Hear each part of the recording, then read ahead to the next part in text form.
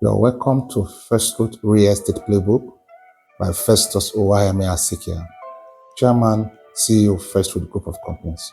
In our today's episode in our series, I shall be discussing what I titled Understanding the Power of Documentation of Real Estate in Nigeria. Understanding the power of documentation in real estate in Nigeria is one of the cardinal points for any who will be investor in real estate in Nigeria. Many people over time have had issues with documentations as regards real estate in Nigeria, and it is actually something to pay attention to. For those of us that have interest to invest in real estate in Nigeria, or we have invested already in real estate in Nigeria, I think this video is for you. Now, few things you must know: that you can misplace any document or whatsoever as a man, but there's one document you can never misplace in life. Very important. That is your landed document or your property document. No matter how disorganized you could be or how detailed you could be, your landed documentation are very important, and they are so important that you must give account of where they are per time. Now, I want to quickly streamline the power of documentation of real estate in Nigeria. I will take it particularly that of the FCT. In FCT, there are 3 to 4 types of documentation. We have what we call title document. We also have what we call letter of intent. And the title document are properties that are given to individuals or corporate organizations that have title to the property, such as certificate of occupancy or right of occupancy. You will ask me, what is the difference between the certificate of occupancy and the right of occupancy? It's simple. 1, the right of occupancy is the power that gives you the right by the authority to have the access to the property in question. However, there are bills that is in that right of occupancy that you have to pay to give you the 100% power to build, to possess, and to own. It is when those bills are paid that you now have the certificate of occupancy to now own the property, most times 99 years, meaning that the government have the power to still come after 99 years to still take that property from you or ask you to pay another bill, as the case may be. Now, this I just explained is what we call the title document. Now, there are non-title document properties, such as letter of intent, letter of administration. These are properties given to developers or whoever that is to develop in trust, meaning that there are people that will subscribe to this property that the developer have to submit to the state or to the federal government to now issue legal document of ownership. Most times, these non-title documents are given to only developers, and in most cases in FCT, they call it housing. Housing document, sometimes they call it letter of intent, sometimes they call it letter of administration. It's given to developers. And what they do with these properties is that they are given a particular time frame to build, to possess, to get approval and build. In this case, third parties are allowed to subscribe. When they subscribe, the developers submit their names, their credentials to the authority to issue the letter of ownership to these individuals.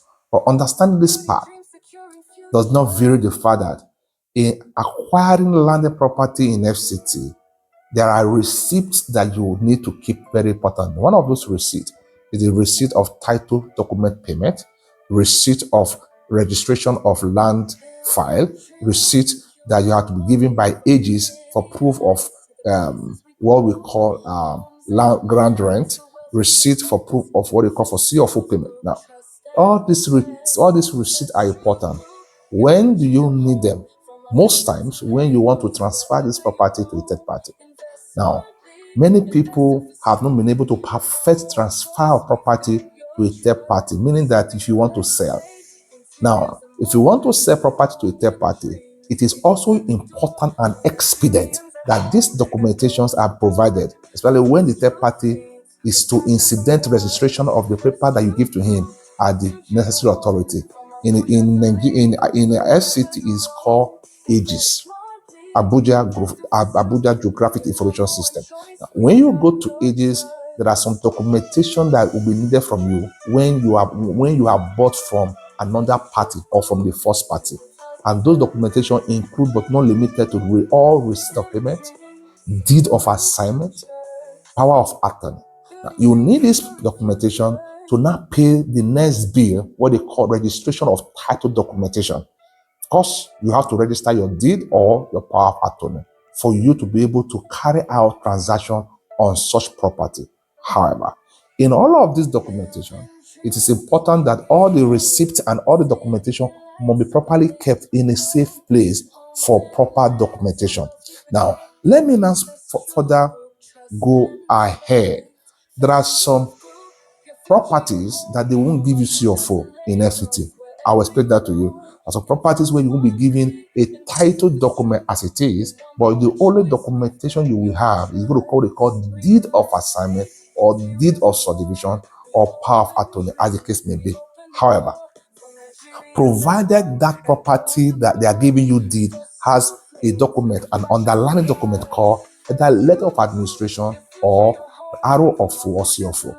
Once you can confirm that the property you are about investing into has no documentation, it is incumbent on you to carry out your due diligence, what we call search in FCT. Now, how do you conduct search? Many people say, oh, I want to go do what they call window search. Now, what is legal search and what is window search? Now, window search is you visiting the Federal Capital Territory, as the case may be, from where I'm speaking from.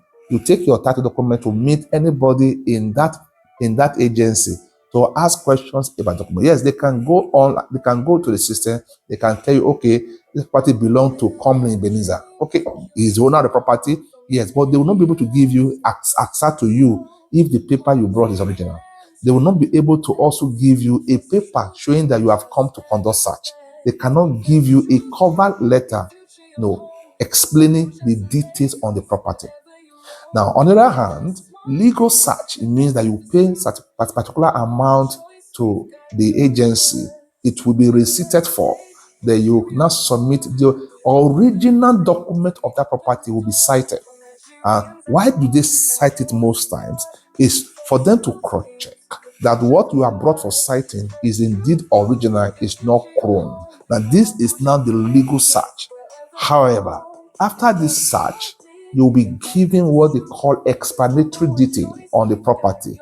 Now, they will give you all the details. If the property is encumbered, is the property had issue in court? Is it under contention? Is the property have issue that to do with waterways, etc.? Now, this is what they call legal search.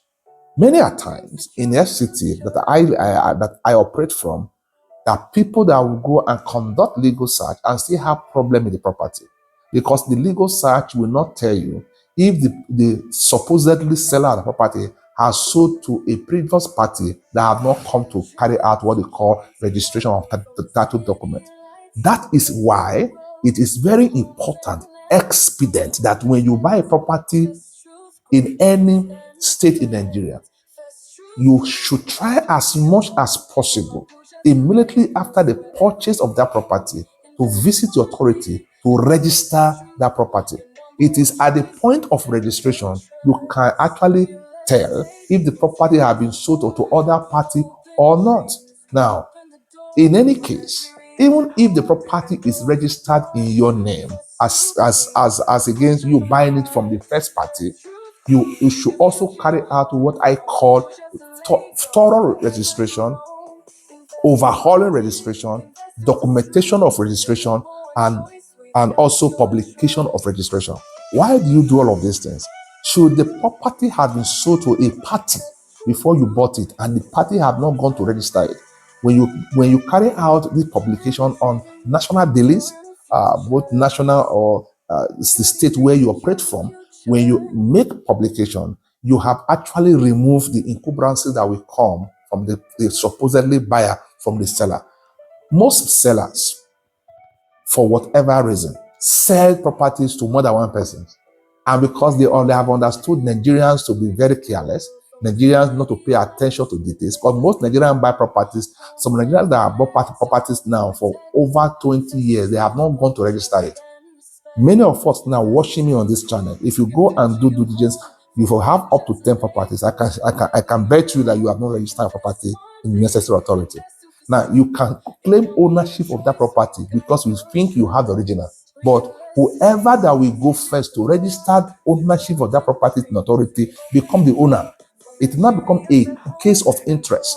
And if care is not taken, if you are old, you are 70, 80, 90, the case, and when God call you home, and your children believe that you have properties, that you have will to them, only for them to want to go and possess the property, and for the fact that there is a co-process, you will start asking, no, my father lived there, my grandfather lived there. No, you can't own anymore. Why not? Somebody have already registered property in the authority. Now, take this from me, take it for free.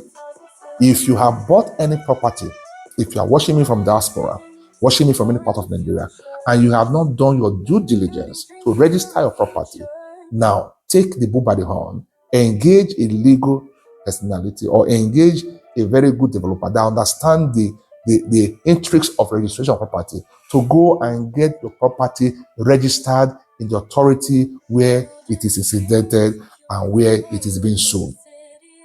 We have several cases. I have a good lawyer that handle case for me. We have cases of people that have bought property, and because they did not register it, somebody else that have gone to that property and have gone to get approval from necessary authority to build, and they have started building. And the owner now arrived from wherever he or she has been, and who is building my property? We are the owner. You are not the owner. And they have gone to ages in a city.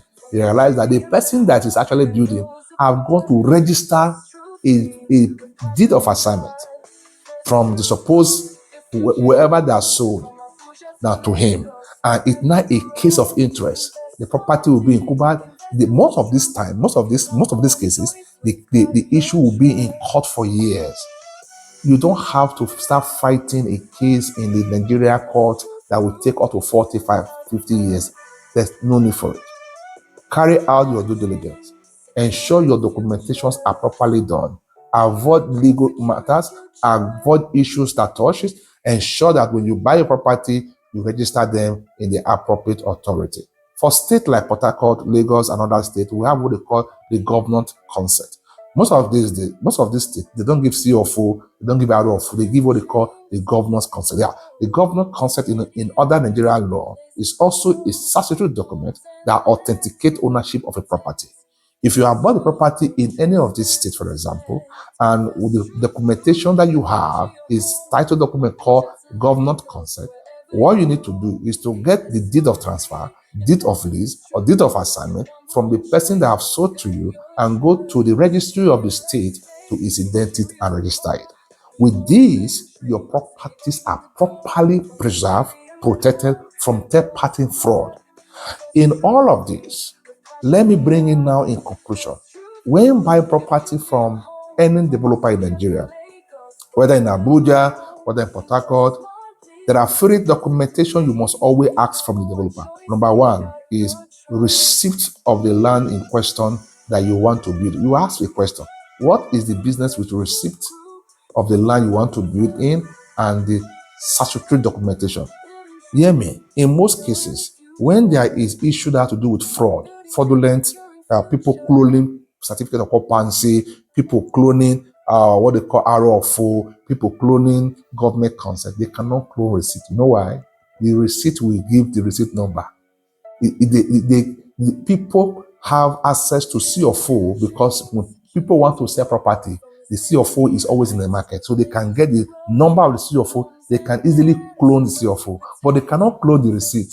You cannot clone fake when you don't have access to original. You can only clone fake when you have access to original. So most times people don't have access to receipt. Because they don't have access to receipt, they cannot clone it.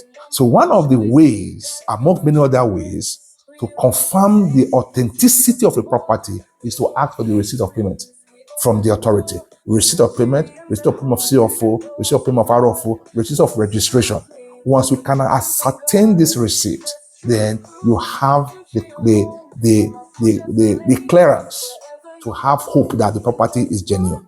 When you have the asset to receipt, also have access to the CFO. Now, before you can make any payment, ensure you carry out due diligence. Go and conduct search. Pay for search. Let somebody carry out legal search on your behalf. With this, your documentations are safe. Or however, ensure that every documentation you put in place, they are all properly preserved. Don't throw your land papers, the way you throw things around. We've had cases, people coming to us say, I lost my land document. I lost my land document. It's not a good sign. It's not a good thing. It's not show responsibility. Ensure your properties are safe, not because of you, because of your generation. Because most times when we buy properties, we don't buy them because of us. We buy them because of our children and our grandchildren. I hope this teaching have done a whole lot of good. I want you to follow us on our YouTube channel, follow us on our Facebook, and then like us on our Facebook and follow us on our Instagram. You have our email, scroll on the screen. You have our phone number. You can reach me directly through any of those informations on the screen, and you can call me. And I'm here to consult with you. I want to call on those our followers in diaspora that have intention to build in Nigeria, but however, they are still confused, they are still contemplating. Festrut is on ground. We are here to serve you. If you must invest smartly, you have to invest through Festrut. Festrut since 2010.